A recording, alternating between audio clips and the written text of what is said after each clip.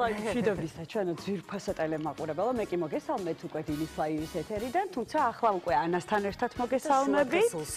სულ სხვა არის, ნამდვილად არ ვიცი ახლა მას ბაჭო და ხატია ისმენენ. მე ძალიან მიყვარს ორივე დილის ლაივის და შუადღე ლაივიც, ასე რომ სიყვარულით მოგესალმებით და რაც მთავარია, ისევ ჩვენი ნიკას გარეშე ვართ მე და ანა წარმოდგენილები, მაგრამ დარწმუნებული ვარ, რომ ძალიან მალე უნდა შემოგვიერთდეს ისიც და დიდხანს არ გასტანს ესე ჩვენი მარტოობა. დღეს ჩვენ ვიქნებით თქვენთან ერთად 2 საათამდე და ძალიან საინტერესო თემები გვექნება. რა თქმა უნდა და ვისაუბრებთ და ხო მოვიცავთ ბევრ თემას. რა თქმა უნდა საინტერესო სტუმრებთან ერთად და მოკლედ დღეს ძალიან მნიშვნელოვან თემაზე ვსაუბრობთ. ეს არის კავკასიური მთის ძაღლზე და მოკლედ ყველა ქვეყანას ყავს თავისი ძაღლის საერთაშორისო კინოლოგიურ ფედერაციაში რეგისტრირებული ძაღლის ჯიში, რაც ერთგვარად წარმოადგენს ქვეყნის ეტიკეტს. ვიცით, რომ შოტლანდიური ნაგაზი იგივე კოლი, შოტლანდიელების ძაღლია, გერმანული ნაგაზია. გერმანელებს კიდევ სხვა ჯიში ყავთ გამოყვანილი ინგლისური ბულდოგი, რომელიც ბრიტანეთის სიმბოლიკაზე ხშირად გვხვდება ჩვენს. მრავალი ასეთი ჯიშის ჩამოთვლა შეგვიძლია ანა და ასე რომ საინტერესო თემა გვაქვს ძალიან და თუმცა აქვე მინდა ვთქვა, რომ ქართველებსაც გვყავდა ასეთი ჯიში, რომელიც გასული საუკუნის შუა წლებში რუსებმა მოგპარეს, ასე რომ ვთქვათ, და დაარეგისტრირეს. რატომ არ მოგპარავდნენ? ხო, როგორც სხვა ბევრი რამ მოგპარეს და კიდევ უნდათ რომ მოგპარონ, მაგრამ ამ შემთხვევაში ძაღლის ჯიში მოგპარეს და დაარეგისტრირეს როგორც რუსულ ჯიშად და დღეს ის კავკასიური ნაგაზის სახელითაა ცნობილი.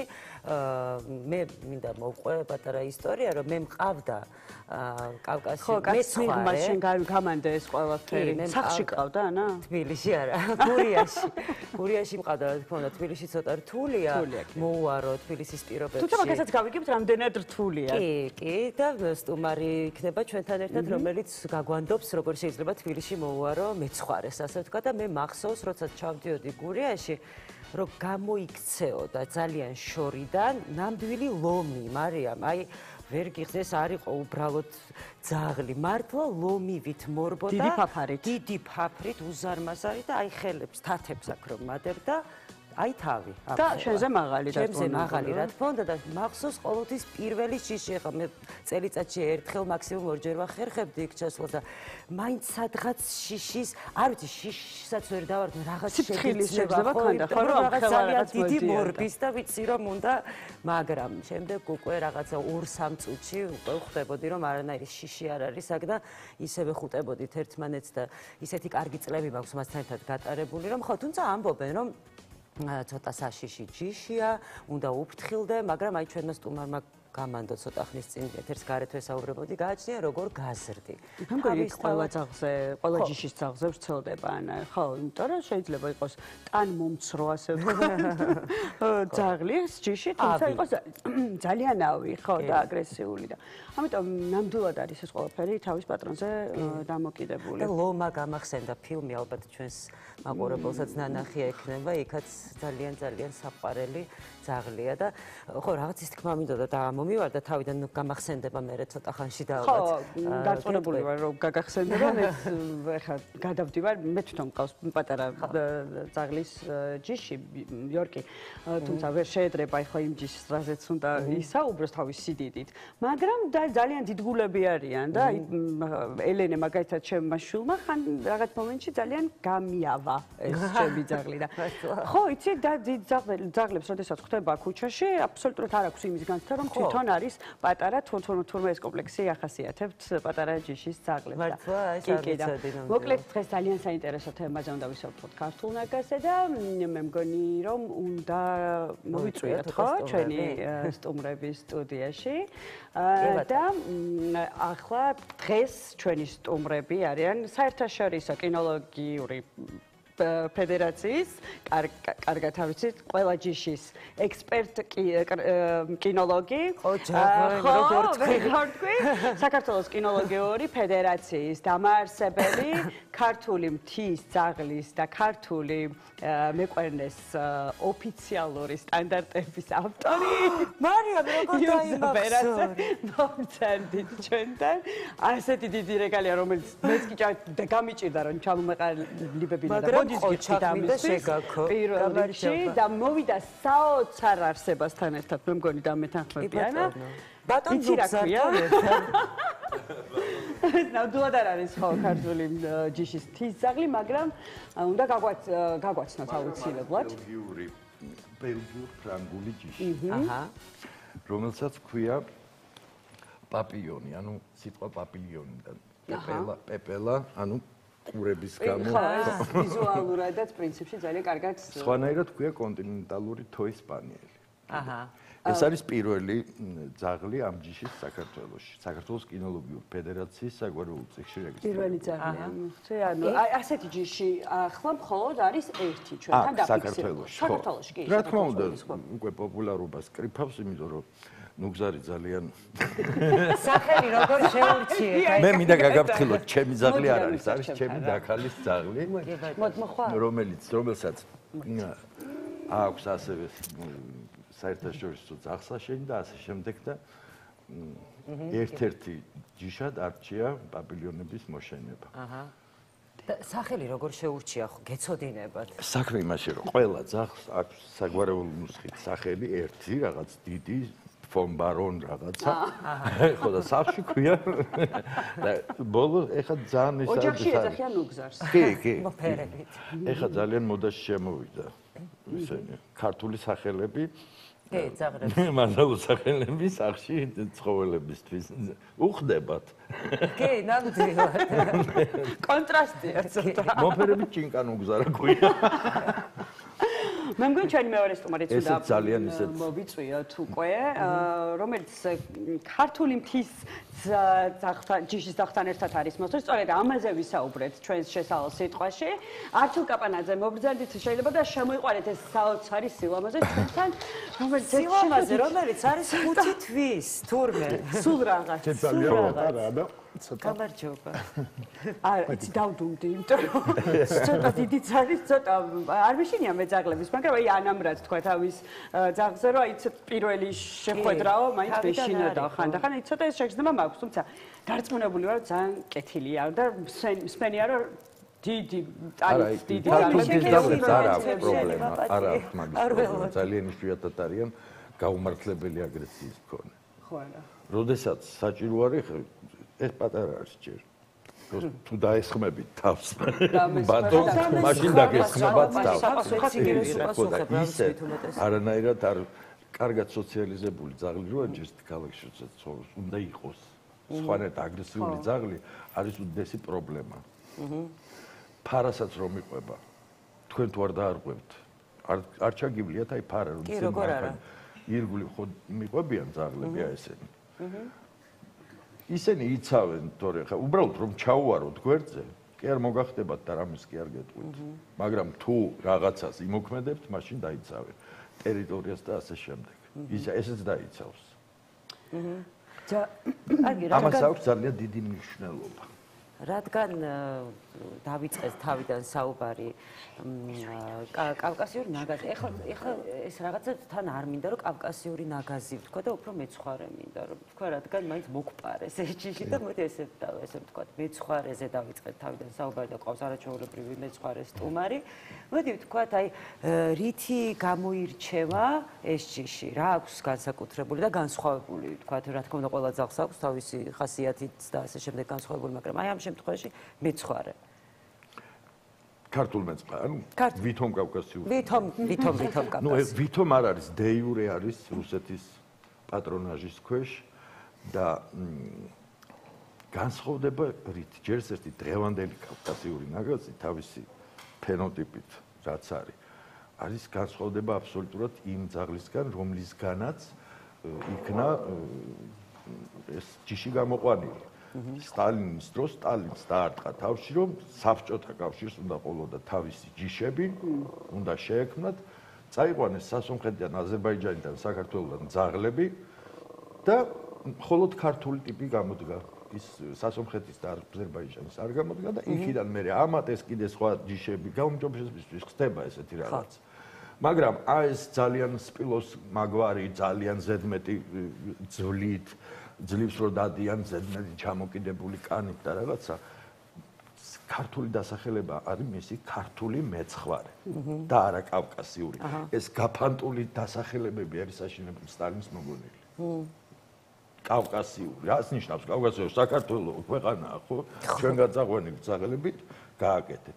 ჩვენს შემოგვრჩა მეცხვარეები, რომლებიც არიან მშრალი, არ უჭირთ სირბილე, წარმოვიდგინეთ მთელი ეს ფარები და ესენი რა ქვია, რამდენ კილომეტრს გადიან. აზე თუ მოვკვდა გზაში ძაღლი და უნდა შეასრულოს თავისი მიზნობრივი დანიშნულება.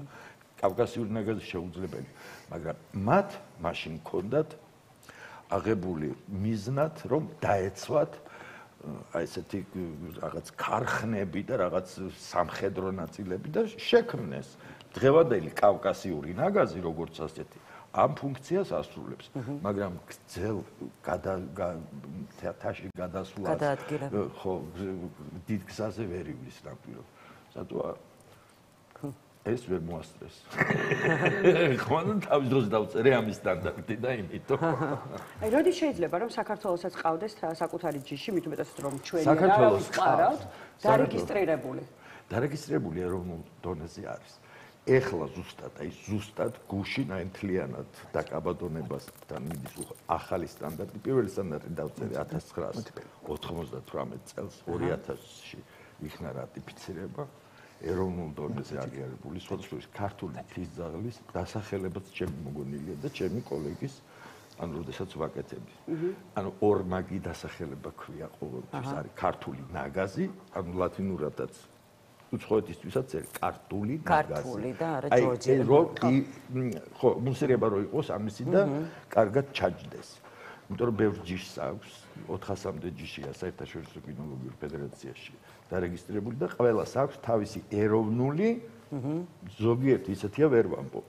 მე ყველა ჯიშის ექსპერტი ვარ და 40-ზე მეტ ქვეყანაში ვმუშაობ და დღემდე ვერ ვამბობ. 37 წელი რომ ვსაჯობ. ეხლა რაც შეეხება კავკასიურ ნაგაზს, ეს ცოტა გრძელვადიანი ეს არის პერსპექტივა. იმიტომ რომ კავკასიური ნაგაზი როგორცაც, იმიტომ რომ რა არის ურთიერთპრეტენზიული ჯერსი წაგვართვეს, რა თქმა უნდა. ისიც არაკმარის და გადაარქვეს კავკასიური ნაგაზი. კავკასიური ნაგაზი საქართველოში ამ სახელით არანაირი ძაღლი არ არსებობს. არის ქართული მეცხვარე, ამას ქოსა ერქვა, მაგრამ ქოსასაც ყავს გრძელბეწვიანი ვერსია. ხო, ვამბობდი, მე მყავდა გრძელბეწვია. ხო, ქოსასაც ყავს გრძელბეწვიანი. ეხლა ამ ახალ სტანდარტში, რაც ეხლა გავაკეთეთ და უკვე აპრილის ბოლოსთვის უკვე იქნება პრეზენტაცია, იმაში უკვე ეს როგორც ცალკეული ჯიში, მაგრამ ანუ ერთი ჯიში გვემატება კიდე. ქართული მეკვერნე, ანუ ყოფილი კოლხური მეკვერნე, გურიაში და აჭარაში ხმარობდნენ მაგ ძაღლს. ლაიკოიდი არის, ლაიკა არის. ესეთი ხო არის ყველა გურიაში, არა, უფრო ეს იყო ხო? ანუ გამოიყენებოდა ძირითადად მანამ შეიცვლებოდა ტრაპიზონის და ჩვენი ტერიტორიები გაიცვლებოდა ერთმანეთში. აი იქ დასავლეთში ყოფი მონადირეები აშენებდნენ ამ ძაღლებს. იმიტომ რომ მაშინ იყო ქურქზე მოთხოვნილება კვერნაზე. და ეს არის ძალიან ისეთი მონადირე, ძალიან სერიოზული მონადირეა. მერე უკვე ეს შემცირდა ჩვენთან აიგრძალა ამ ქურქზე ნადირობა. ტერიტორიები შეიცვალა მე-15 საუკუნეში და ეს რა ქვია, თურქეთში ჩვენი ქართველები, რომლებიც ცხოვრობდნენ, დარჩნენ იქ. ეხლა დღევანდელობაში თურქებმაც თავის ჯიშად მიიწერეს, მაგრამ მასე არ არის. ჩვენ ჯიშიც არის. აქედან გამომდინარე, რაც შეეხება კავკასიურ ნაგაზს, ჩვენ როგორც კავკასიურ ნაგაზს ქართულ ჯიშად ვერ ვაღიარებთ, იმიტომ რომ კავკასიური ნაგაზი რატო არის? ხა ქართულია, ხო? ხო არ მართალი. რა თქმა უნდა. გარდა მაგისა, იმ ტიპით როგორც არის მოცემული აქ. ძალიან საყვარელია მეც ვყავ. ეს კავკასიური ნაგაზია. ძალიან საყვარელი, ძალიან კარგად იცავს ტერიტორიებს. არ მევოდები უცებ. თავის ფუნქციას ასრულებს გადასარევად. მაგრამ ჩვენი მიზნობრივი დანიშნულება ამის წინაპარს ასე ვიტყოდი. ქონდა აბსოლუტურად სხვა. ფარა? ხო. თუნდაც დინაზე, მაგრამ ეს ძაღლი არ შეიძლება უცებ დაიღალოს. ხო. აბა შეეცადეთ და ამითი ირბინეთ რამოდენიმე კილომეტრი. ეს თავისუფლად არის. ძალიან თავისუფლად. მიუხედავად ამისა, რომ ეხლა დღეს უკვე 21 საუკუნეა და იმდენი პერსპექტივა გაჩნდა, რომ ну, რა თქმა უნდა, გამოფენები უპირველეს ყოვლისა, ჯიში რომ ნახოს მსოფლიომ და რაღაცა გამოფენებზე უნდა ატარო.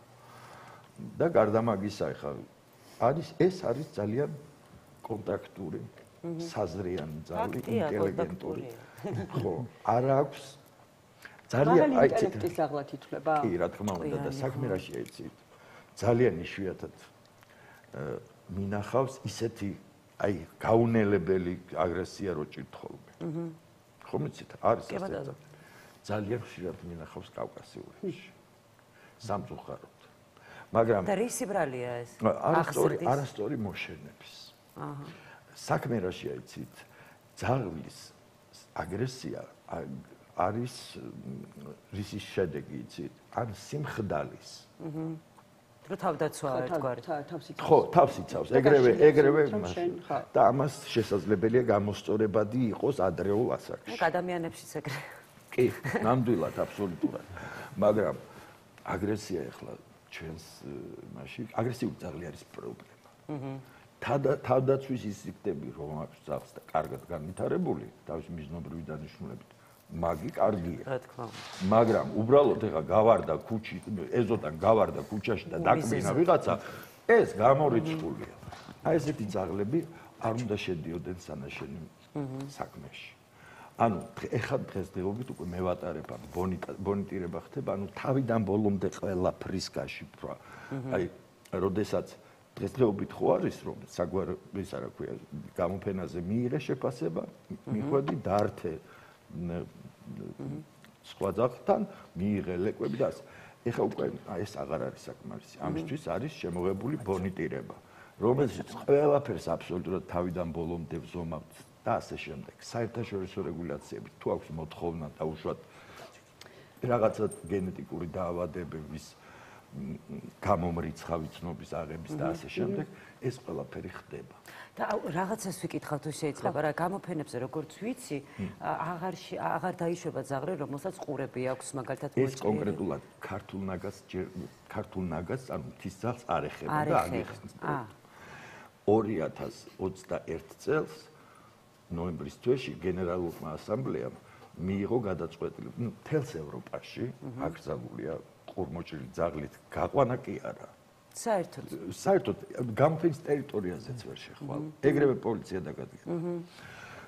მაგრამ ის შენგავს უფლება სახლის პირობებში შეგვიძლია, მაგრამ როდესაც ასეირნებს ყოველი პოლიციელი გაჩერებს. გიმოწმებს მიკროჩიპს და იწყებს გარჩევას თუ რატომ აქვს ყურები მოჭრილი. იმიტომ რომ 90-იანი წლებიდან აკრძალულია ევროპაში ყურების და კუდის მოჭრა.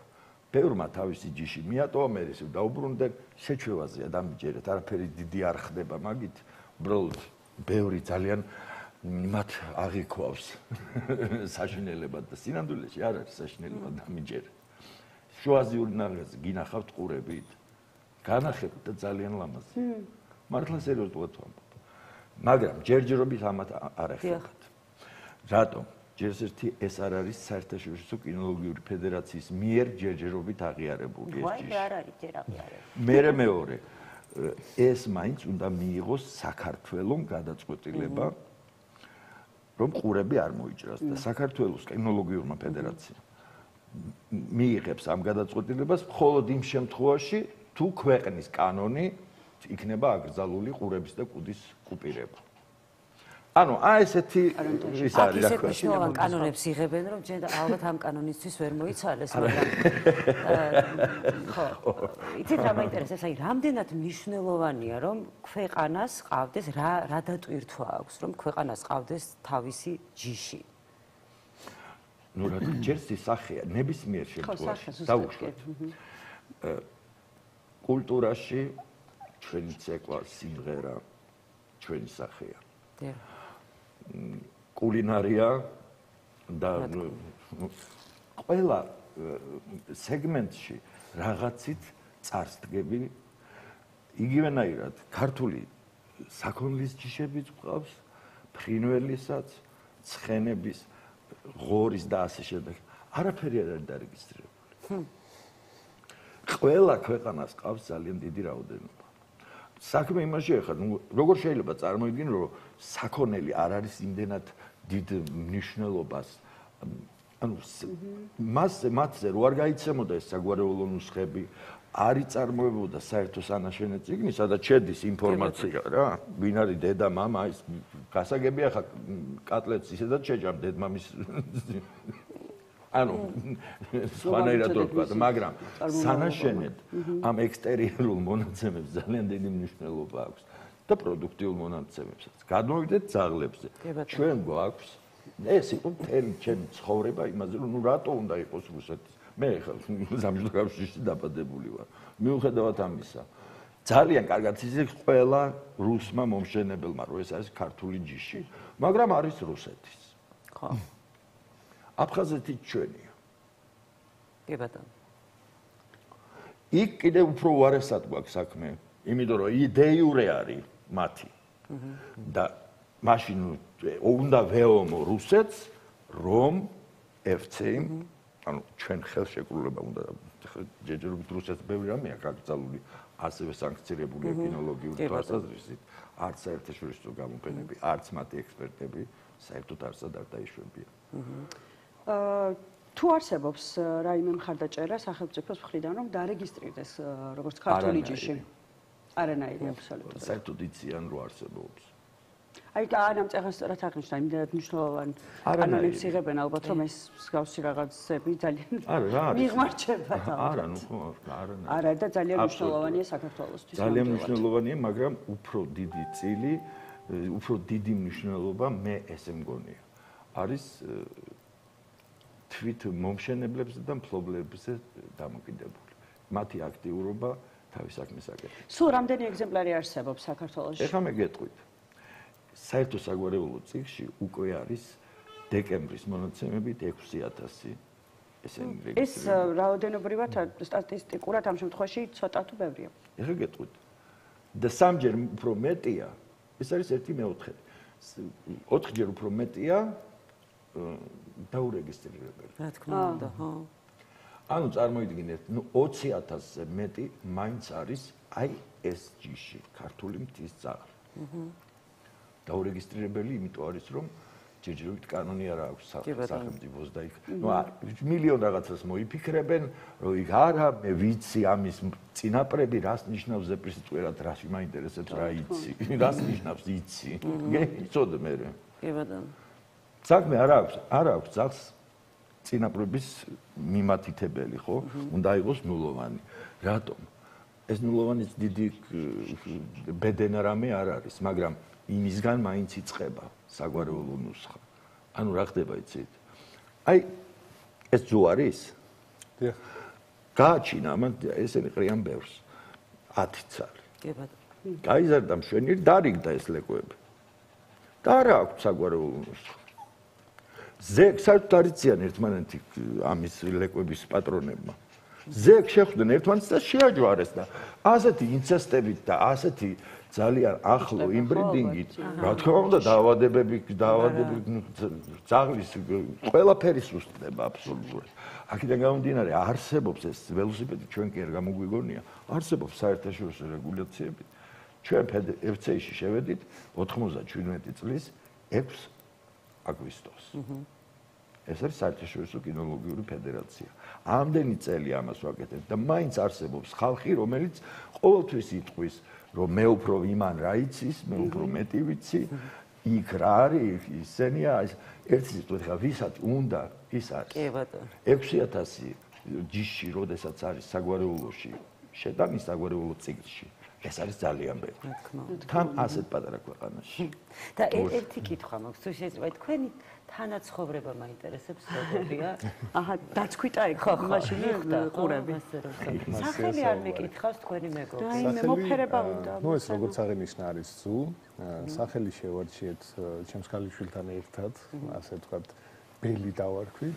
ბელი რამე და რა ვიცი, პირველი ალბათ ყველაზე დიდი мотиваცია ძალიან სწორად აღინიშნა, რომ ეს არის ჩვენი მართლა ეროვნული ერთგვარი საგანძური. შესაბამისად, უკვე მეორე მყავს ესეთი იგივე ტიპის ჯისის ძაღლი, კი. ზოგადად ძაღლის მოყვარული ადამიანი, ნუ ყველას გვესმის ხო, როგორიც არის, მაგრამ და შესაბამისად მინდა ვთქვა, რომ ანუ ჯიშებს ეს ჯიში მიყვარს, ის ჯიში არ მიყვარს, ნუ მე ესე არა ვარ, მაგრამ როგორც აღნიშნეთ, გიყვარს ზოგადად ხო, მაგრამ როგორ აღნიშნეთ, აი უკვე ქართულის ცალკე პასუხისმგებლობა მგონია არა. აბსოლუტურად გეთანხმებით. ну ხშირად ალბათ გაგიგიათ ფრაზა რომ ჩვეულებრივი ოჯახის წევრია და ეს ნამდვილად ესე აი როგორც ბავშვს როგორც ჩვეულებრივი აი ოჯახის წევრს სჭირდება ეს ყურადღება პასუხისმგებლობა მოვლა სხვათა შორის სამწუხაროდ არის ხოლმე შემთხვევები რომ უბრალოდ არ არიან ხალხი მზად და თავიდან რაღაც ლეკობის პერიოდში თან ძალიან მალე იზრდებიან ხახუთი თვის არის უკვე 40 დაახლოებით 42 კილოგრამია და შესაბამისად, ხო. შესაბამისად, ანუ იმის თქმა მინდა, რომ ამისთვის ანუ ძალიან გააზრებული უნდა კონდეს და შეგნებული ეს ყველაფერი, რომ კონკრეტულად გინდა ამ ტიპის ჯისის ძაღლი. ნუ ერთადერთი ყველაზე დიდი მინუსი ქალაქში ჩემი აზრით არის ის, რომ მე ხა კერძო სახლში ვცხოვრობ და ეზოში არის და ასე თუ ისე ეს ერთგვარი შეღავათია, მაგრამ აი ძალიან კი აბსოლუტურად გეთანხმებით, რომ ამათი დღეში ალბათ რამოდენიმე კილომეტრის სირბილი ეს არის ბუნებრივი მოთხოვნილება და ზოგადად ამისთვისაც არიან. იმდენად გამძლე და ამტანი ჯიშია. სხვა რა ვიცი, შემიძლია ერთადერთი კიდევ ის აღნიშნო, რომ ხო თითქოს დიდია, ეხლა ვინც არ იცნობ, შეიძლება რა თქმა უნდა შეიშინდეს პირველი შეხედვით მოცულობიდან გამომდინარე, მაგრამ აი ხასიათი ძალიან მაინც საინტერესოა. აი მინდა გითხრათ, რომ ან აი ერთგვარი ძალიან კეთილია, აი ძალიან მეგობრულია, ძალიან აზრიანია და როგორც გითხარით, უკვე მეორედ მყავს ამ ჯიშის ძაღლი და მოიცადე. თავი როგორ და ჩემი ეს შეიძლება ხო, არა.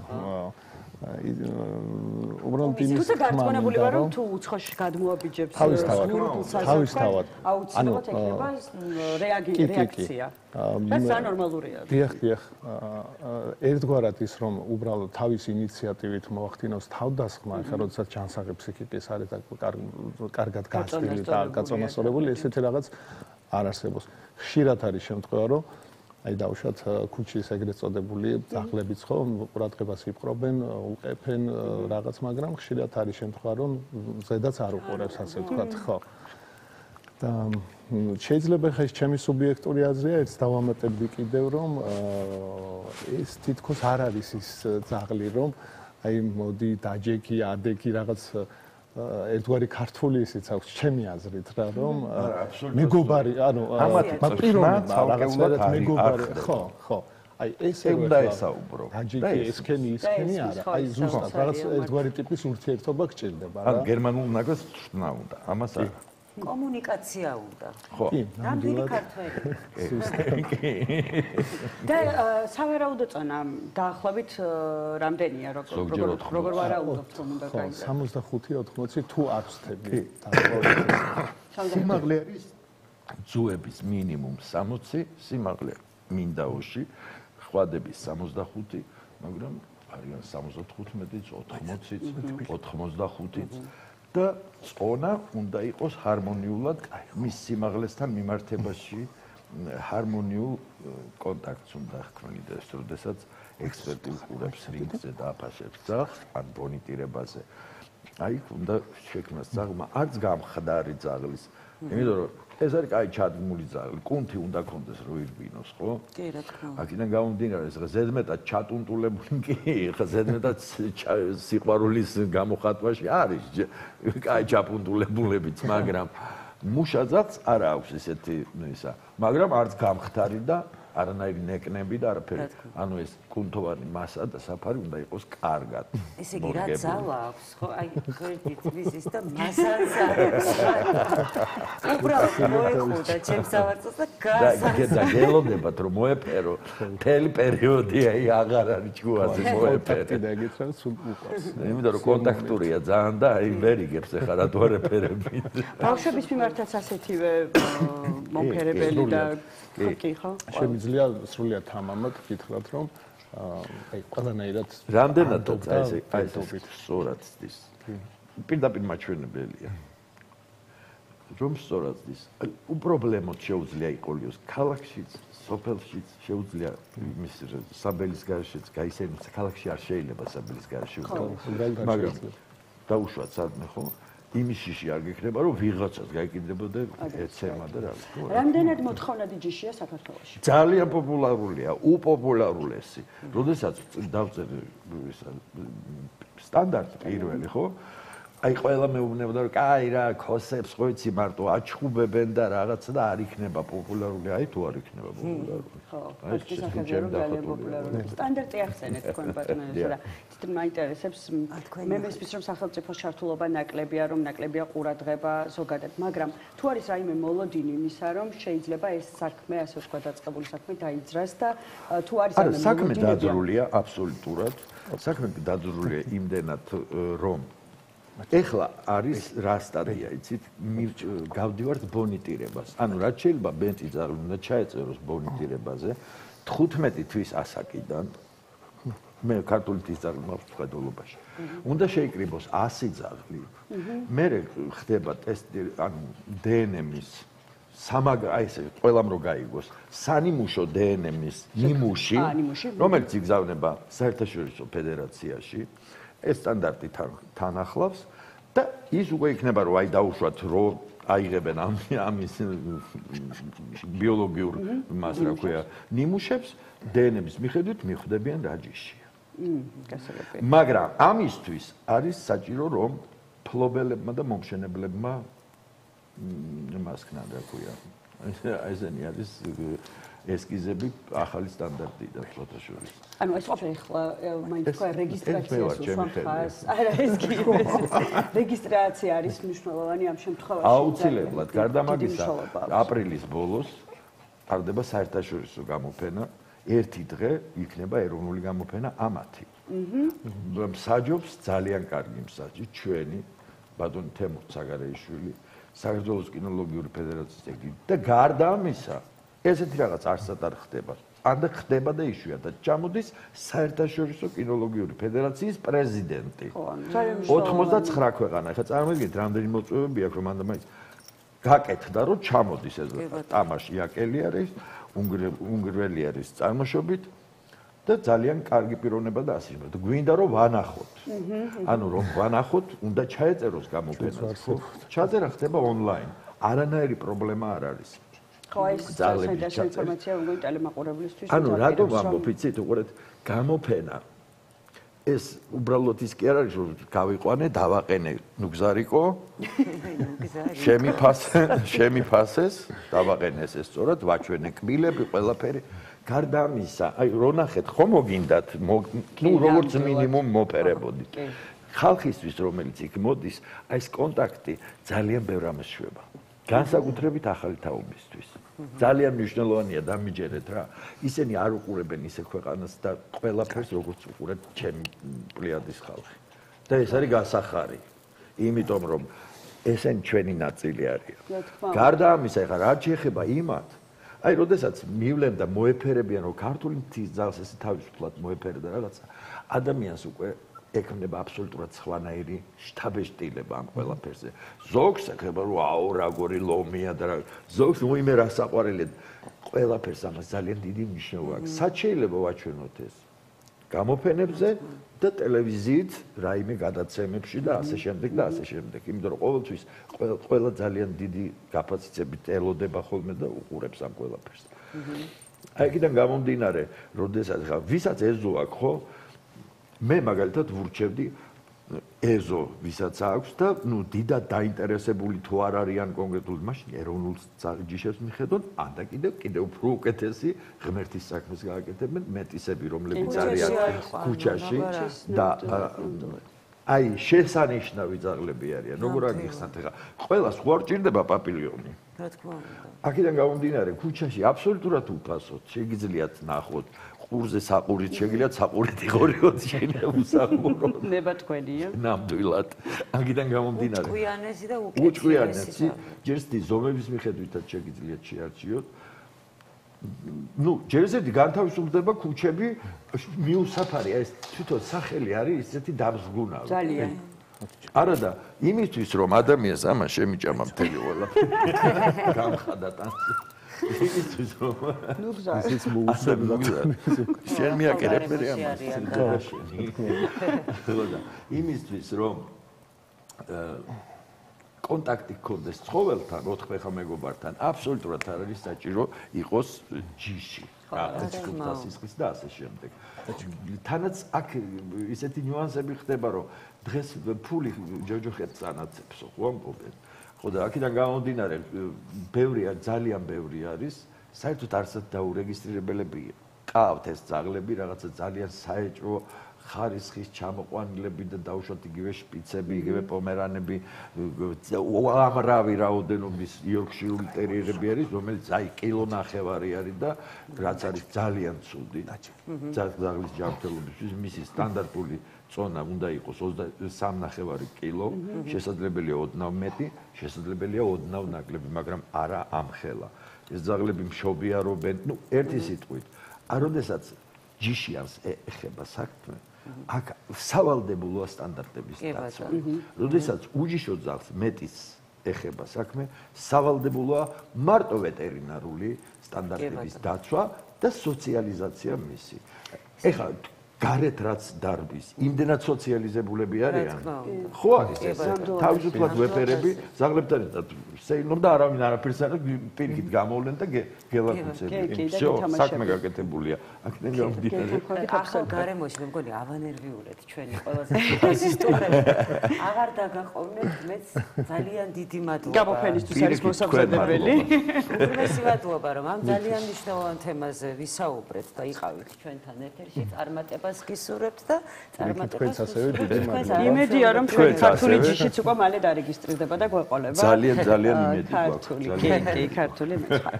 დიდი მადლობა მოკლედ მოგზაურობისთვის და რეკლამაზე გავალთ და ძალიან მალე დაგიბრუნდებით, არ უნდა გადავშტოთ რა თქმა უნდა. დროებით.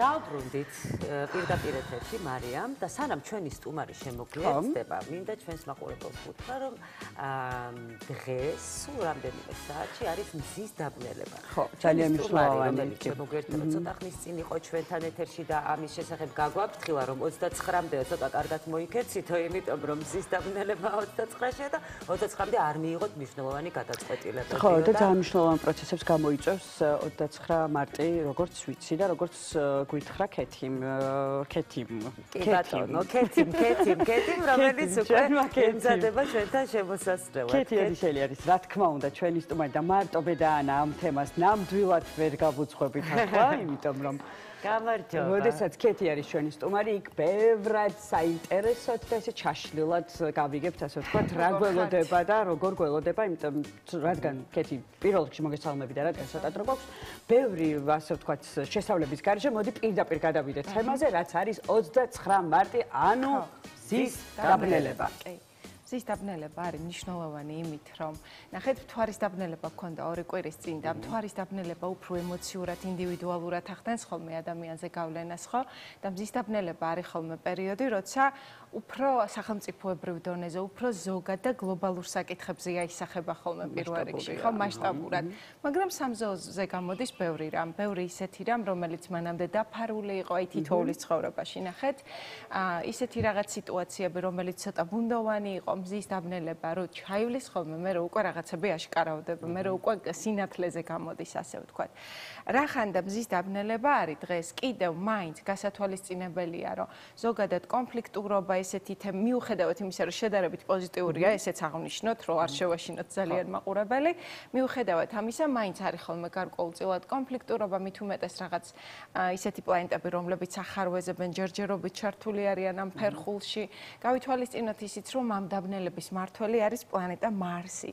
და ეს მარსის ცეცხლოვანი ენერგია შეიძლება ხო უფრო მეტად გამოვლინდეს, უფრო სულსწრაფები ვიყოთ და აი ძირითადად ამაში ცოტა თავდაჭერილები უნდა ვიყოთ. აგრესიული პლანეტაა ხო უფრო როგორც ვიცი. აგრესიულია, მაგრამ ეს აგრესია ზოგადად სასიცოცხლო ენერგიის აგრესია არის ერთი მხრივ, რომელიც ამ ჭრილში შეგვიძლია განვიხილოთ. ეხა ეს აგრესიაც ისევე როგორც კონფლიქტი, კონსტრუქციული კონფლიქტი მაგალითად პირიქით ძალიან კარგია, მაგრამ ამ პერიოდში კონსტრუქციული კონფლიქტის ალბათობა ნაკლებად, იმიტომ რომ წარმოიდგინეთ, აი წინა გადაცემაშიც ვისაუბრეთ ამაზე, რომ არსებობენ ესეთი პლანეტები, მერკური და ვენერა, რომლებიც ურთიერთობებს, კომუნიკაციებს, ამ ყველაფერს განაგებენ თქვენ სფეროსაც მათ შორის, ხო?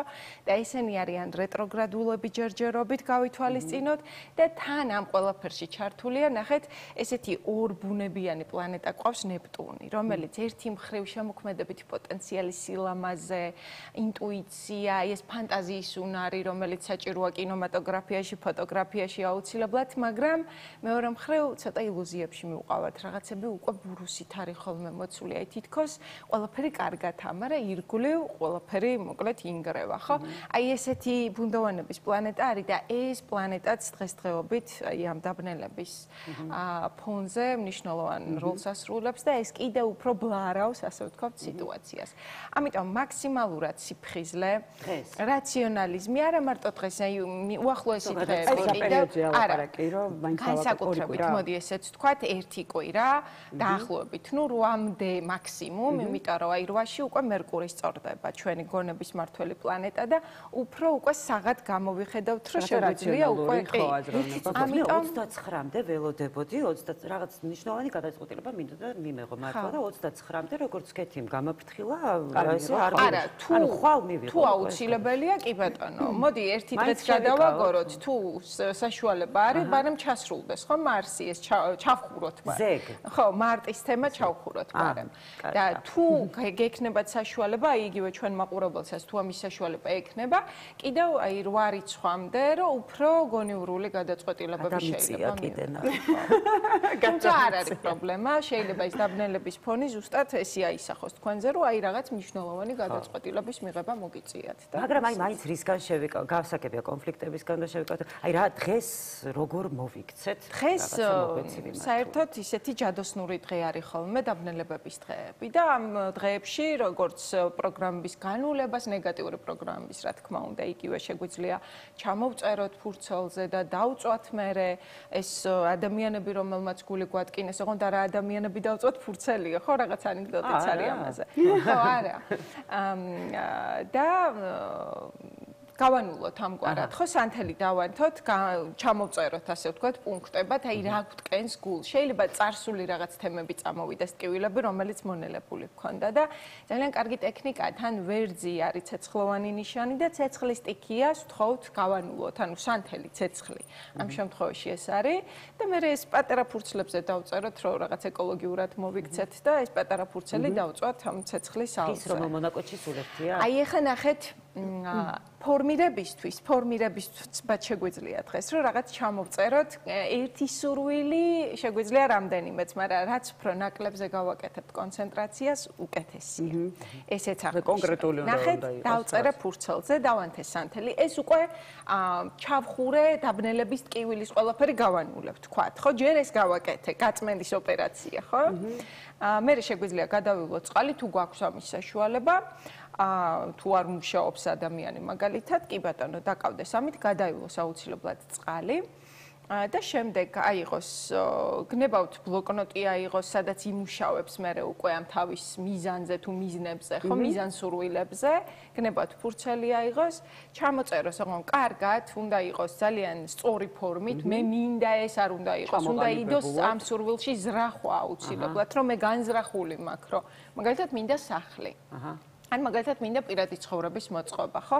უნდა იყოს განზრახვა ამისთვის და ჩვეულებრივ აი ეზოთერულ სივრცეებში და ფსიქოლოგიური პრაქტიკები რომ ვნახოთ ძალიან მსგავსია ხოლმე ფსიქოლოგიური ტექნიკები.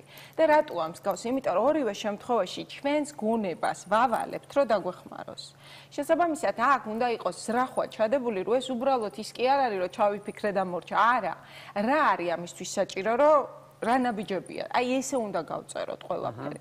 მე ნახეთ კონკრეტულად ან დავუკონკრეტოთ. მე ნახეთ სანთელს დავანთებ, ნუ ეს ის სანთელი ჩაიწვას, რომელიც გავანულე, ეს ახალი სანთელი იყო, შეგვიძლია ფერადი სანთლები და დღეს კიდევ ძალიან კარგი იქნება თუ გავითვალისწინებთ მთლიანად, აი თქვენ ხო გაცვიათ ახლა ხო, მაგრამ მთლიანად შავი არ გაცვიათ. მთლიანად შავი ფერის სამოს მოვერიდოთ.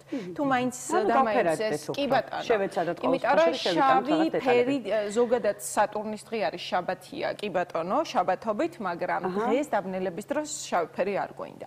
უფრო ისეთი ფერები, რომელიც უფრო ფერადად, ასე ვთქვათ, შევხედეთ. მე რომ აღნიშნე უკვე რომ ბევრი დრო აღარ გრჩება და ძალიან მინდა რომ კი აუცილებლად დაგასრულებინოთ, უბრალოდ მე მინდა რომ გადავიდეთ უკვე დროულად ჩვენს ნიშნებზე და ხო, გავაცნოთ ასე ვთქვათ.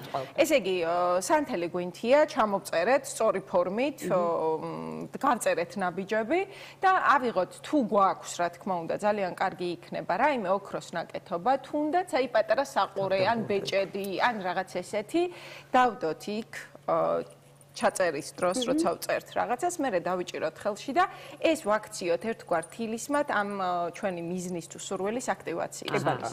და მე რამდენჯერ შეხედავთ, ნახე, იმდენჯერ ტვინი მოძრაობს ისევ და ისევ მაგ ზრახვაზე და ეს არის ერთ-ერთი ინსტრუმენტი ამის და უახლოესი ერთი თვის მანძილზე მე შეგვიძლია, ოღონდ უნდა ვატაროთ, ისეთი რამე უნდა გავიკეთოთ.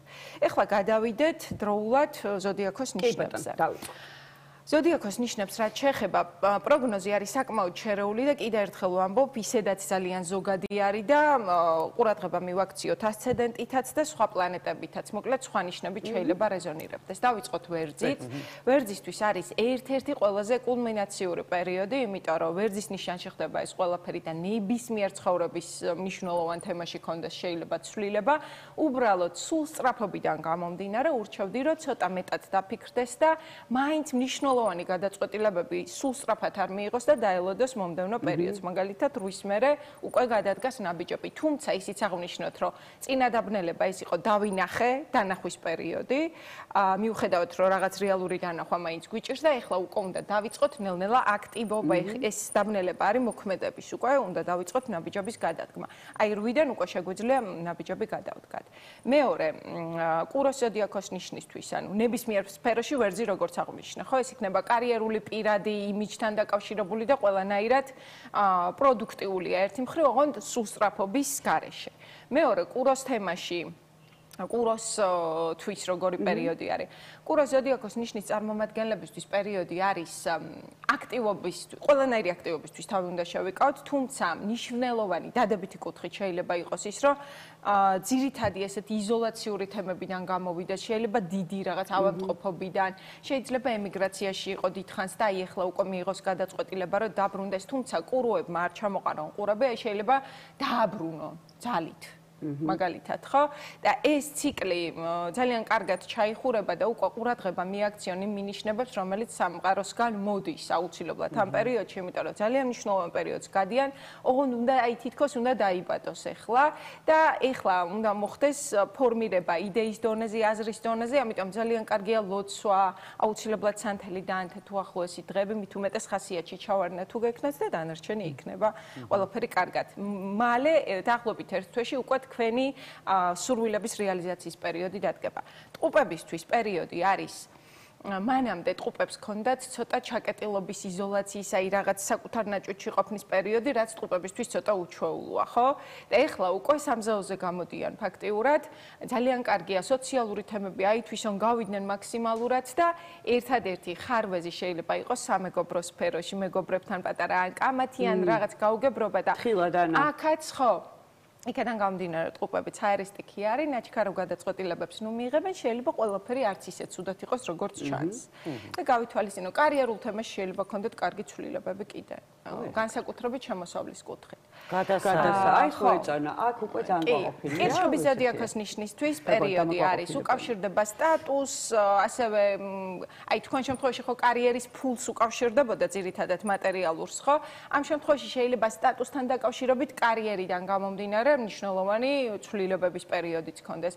ზოგიერთ შეიძლება ქორწინება, ზოგიერთისთვის შეიძლება საუბრობ, ხო? კი, კირჩხიბზე ვსაუბრობ. ამიტომ სტატუსის კუთხით მნიშვნელოვანი პერიოდია, თუმცა აქაც დავამატებდი, რომ მაინც კირჩხიბზე ძალიან სენსიტიური ნიშანია და ეს დაბნელებების ფონი და ყველაფერი ძალიან აისახება ხოლმე და ეს უახლოეს დღეები დღეს ხვალ მაინც და მაინც გადაწყვეტილებებს. ხო. არა, ისეთი დაყურებული და ისეთი სტრატეგია ნაკლებად თუ ტიპიურია კირჩხიბი. უბრალოდ მაინც და მაინც ყურებს ნუ ჩამოყრეს და ამ სევდიანობას ნუ მიეცემა, ეცადოს რომ განწყობა გაიუმჯობესოს. განწყობისთვის თითოეული ნიშნისთვის ყველასთვის უბრალოდ ძალიან კარგია არომათერაპიის გამოყენება. ეხა ეს დღეები მით უმეტეს ციტრუსი იყიდეთ, ის ცედრა, რომ დავსრისოთ ძალიან სასარგებლოა ფსიქოემოციური მდგომარეობისთვის და ხო.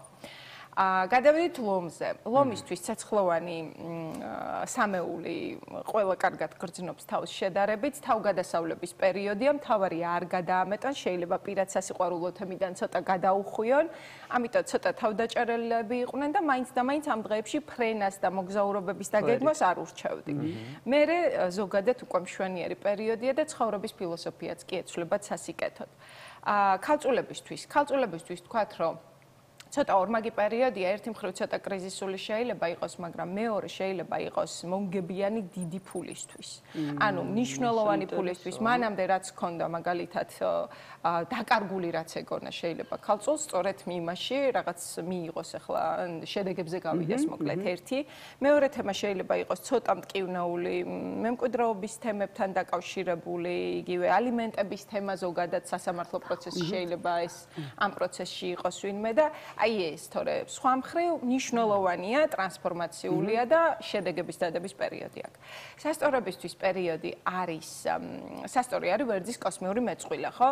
შესაბამისად, პარტნიორული თემა არის ყველაზე აქტუალური. ნუ ის სასწორები, ვისაც პირადი ცხოვრების დალაგება უნდა და ძალიან კარგ შანსებს აძლევს, ან გავლენა აქვს სასწორის, მაგალითად, სამყარო ძალიან კარგ შანსებს აძლევს, იმიტომ რომ აქ შეუძლიათ მოახდინონ ძალიან კარგი კორექტირება თითოეული ნაბიჯის, მოკლედ. ის შანსები, რომელიც ადრე არ ქონდათ, ახლა მაგის საშუალება ექნებათ, იგივე კომუნიკაციის აღდგენის, ან პირიქით რაღაცების გაანალიზების მერე უკვე წერტილის დასმის. ამიტომ ძალიან ნაყოფიერად უნდა გამოიყენონ ეს პერიოდი. კარგია სხვა შერს ფსიქოლოგთან ვიზიტი ასევე. მორიელი. მორიელისთვის პერიოდი, შემდგომი პერიოდი გაცილებით უკეთესია, თუმცა ახლა ვურჩევდი მორიელებს, რომ აი იმ ცხოვრებისეულ დეტალებს, რომელსაც ისედაც ყურადღებას თითქოს არ აკლებს, უფრო მეტი მნიშვნელობა მიანიჭოს, იმიტომ რომ შეიძლება ამ პერიოდში რაღაცები დანაკარგების ალბათობა შეიძლება იყოს. იგივე თავის ჯანმრთელობას ამ აქტიურობიდან გამომდინარე უდიერად მოექცეს და აი ამ ყველაფერთან ერთად ჯანმრთელობის მდგომარეობა, ენერგოტონუსი აიმაღლოს. და სამსახურში კოლეგებსაც, იმიტომ რომ მითქმა მოთქმის და ჭორების ობიექტით შეიძლება იყოს. მშვილდოსანი, არ გამოგრჩეს ვინმე. მშვილდოსანი გადავედით, მშვილდოსანი მესამე ნიშანია ცეცხლოვანი და რა თქმა უნდა მშვილდოსნისთვისაც ერთ-ერთი საუკეთესო პერიოდია, აქ არის რა ვიცი, სასიყვარულო ვნებათა ღელვა, ეს არის ბავშვების კუთხით სიამოვნების მიღების, ან ბავშვებისგან სიამოვნების მიღების და ისედაც ბავშვებთან ურთიერთობა სასიცოცხლო ენერგიის სიჭარბეა უკვე, ხო? და ამიტომ ბავშვებისგან რაღაც სიახლეების სასიკეთო, აი ეს სიხარულის ენერგია, ზოგადად შემოქმედებითი პოტენციალი. აი ყველა სფეროში ხო მაინც ხარვეზები არის, ხო? შემოქმედებითი ტიპის ვინც არიან მშვილდოსნები, აი აუცილებლად გამოიყენონ ეს პერიოდი, იმიტომ რომ აი სამსახურში შეიძლება უფრო კრეატიული მიღებული იყოს და რაღაცა ჯეკპოტი მოხსნას. სიტყვაზე ვამბობ, ხო? პროექტებში იგივე მიიღონ მონაწილეობა და მომგებიანია ასევე მშვილდოსნებმა აუცილებლად გაამახვილონ, რადგან მოგების სახლიც არის მეხუთე სახლი, რომელიც უაქტიურდებათ, აუცილებლად გაამახვილონ იმ პროექტებზე და იმაზე ყურადღება, რაც ადრე არ გამოვიდათ, იმიტომ რომ სწორედ იქ ეხლა განმეორებით რაღაცები შეიძლება შედგეს. თხის რქა საოჯახო თემებია აქტუალური, შეიძლება იყიდოთ ან შეიძინოთ სახლი თქვენი ოცნების სახლი, სახლთან უძრავ ქონებასთან დაკავშირებული თემები და აქ აუცილებლად გონივრულად უნდა იმოქმედოთ და მერწყული. მერწყულისთვის მნიშვნელოვანია მოგზაურობები, კომუნიკაციები, ახალი კომუნიკაციები შეიძლება სერიოზულობით არ გამოირჩეოდეს და ფუნდამენტურად ისეთი არ იყოს, მაგრამ ამ ეტაპზე, აი ამ რამდენიმე თვის მანძილზე ძალიან მნიშვნელოვანი ნაცნობობა შეიძლება შეიძინოთ, რომელიც თქვენ ცხოვრებას პრინციპში ძალიან წაადგება ამ ეტაპზე, როგორც კარიერული კუთხით, ასევე ზოგადად. და თევზები. თევზებისთვის ისევ და ისევ ჯერჯერობით აქტუალური არის პარტნიორული ზონა, იმიტომ რომ პარტნიორობის თემა არის ძალიან მნიშვნელოვანი, იგივე მოლაპარაკებები, გასაუბრებები აუცილებლად გამოიყენეთ ეს პერიოდი და დავამატებდი კიდე მატერიალური კუთხით ძალიან კარგი პერიოდია, შემოსავლების ზრდაზე შეიძლება იფიქროთ და ისეთი წყაროები აღმოაჩინოთ, რომელსაც მანამდე ვერც კი წარმოიდგენდით და ვერც კი იფიქროთ. მოკლედ, ასეთი ამომწურავი ინფორმაცია აქვს, ხო, ყველა თითოეულ ნიშას. ძალიან დიდი მადლობა, ქეთი. ვიდან უკვე ვიაქტიუროთ და რაღაცები კი, თავისუფლად გაჩნილი. ახლა საინფორმაციოს დროა ჩვენს ეთერში და საინფორმაციოს შემდეგ რა თქმა უნდა დაგიბრუნდებით ისევ მე და ანა დროებით. მადლობა.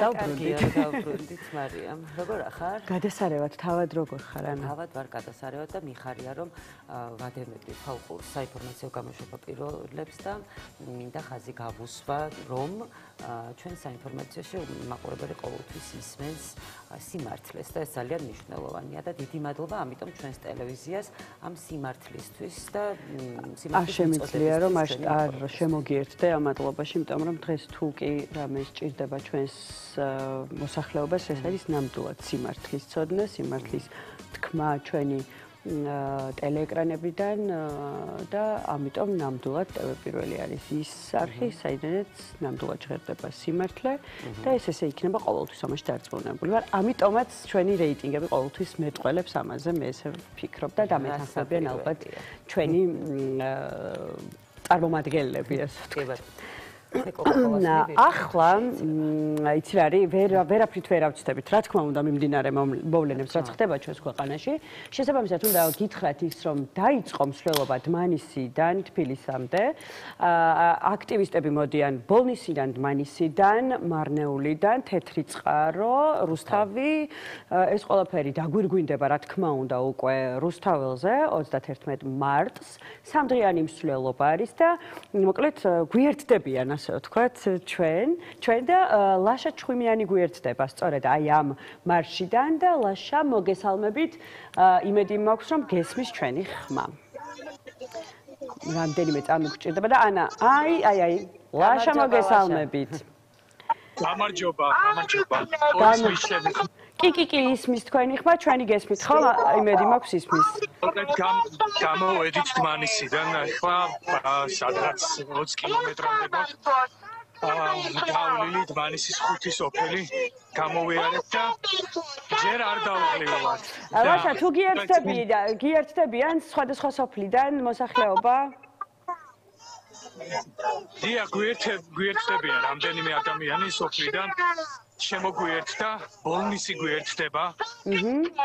მარნეული, თეთრი წყარო, წალკა და გვინდა ჩვენი ერთობა ვაჩვენოთ ჩვენმა რეგიონმა და ჩვენი ძალა, რომ არ დავღლილვართ, რომ 122 უწყვეტი პროტესტის დღეს შეგვიძლია ავდგეთ და 100 კილომეტრი გავიაროთ, ამ არაძალადობრივი ფორმით ვაჩვენოთ ჩვენი ძალა.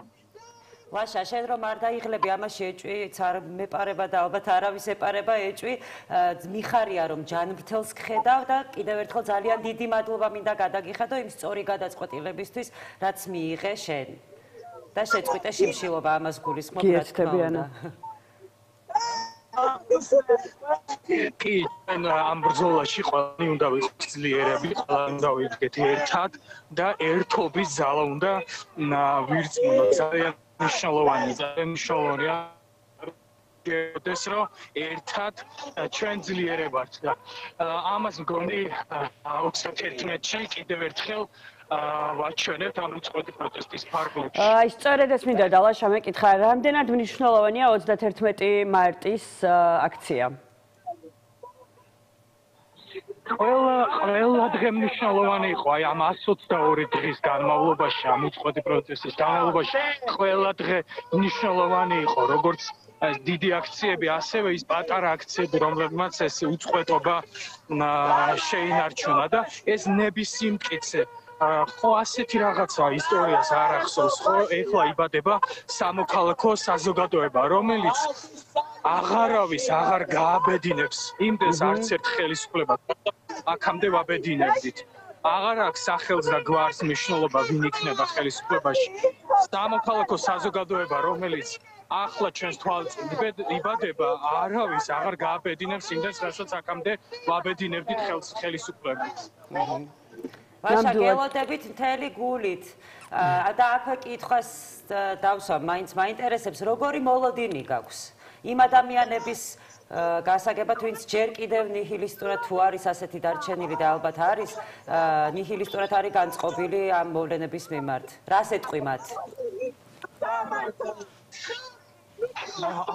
არ ვიცი ნიჰილიზმი ვისა გონია ყველას რაღაცა იმედი გვაქვს. ახლა გესმოდათ როგორ მე არ მქონდა ასეთი მოლოდინი, რომ ასე შეგვდებოდა ხალხი ქუჩებში, როგორ გვამხნევებენ მანქანებიდან, როგორ გვამხნევებდნენ სახლებიდან მოხუცებული ადამიანები. არ ვიცი ნიჰილიზმი ასეთი ერთობა, როგორიც ახლა გვაქვს და ასეთი ერთად დგომა არასდროს არ უჩვენებია ჩვენ და რატომ უნდა ვიყოთ ნიჰილისტურად განწყობილები. ძალიან ერთიანები ვართ და ამ ერთობით ჩვენ ყველაფერს შევძლებთ. უბრალოდ სისტემას ყავს ადამიანები რაღაცნაირად მიბმული, გაჭირვებული ადამიანები ყავს ტერორის ქვეშ რეგიონებში, ასე მოიგეს არჩევნები და ასე ყავთ გაჩუმებული ეს ადამიანები. მაგრამ უშველით ამ ადამიანებს, როგორც კი სისტემა შეიცვლება, ამ ადამიანებს უშველით და სხვანაირი საზოგადოება ვიქნებით. ამის ძალიან წამს და ძალიან მჯერა. აუცილებლად, რა თქმა უნდა.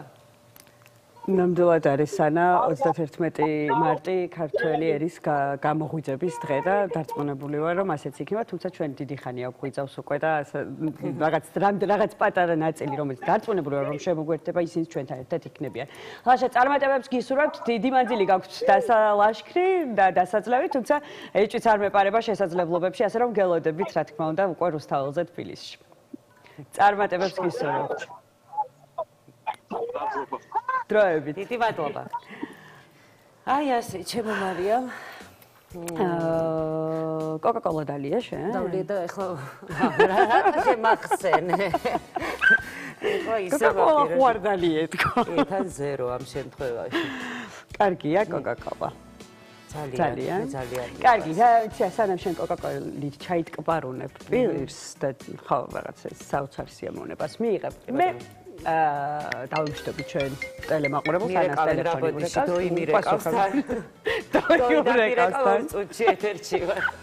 დოიურეკავს და ამიტომ მე დაგემშვიდობებით ანა ილაპარაკე არ მოწდე შენ შევხვდებით ხვალ რა თქმა უნდა ისევ შუა დღე ლაივში და მე ისევ მე და ანა გიმასპინძლებთ 12-ის ნახევრიდან ხვალამდე